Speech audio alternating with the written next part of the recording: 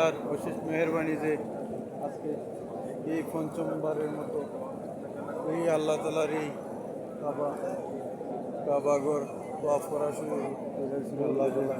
এজন্য আল্লাহ তালার কাছে হাজার লক্ষ কোটি সালাম শুক্রিয়া আদায় করতেছি।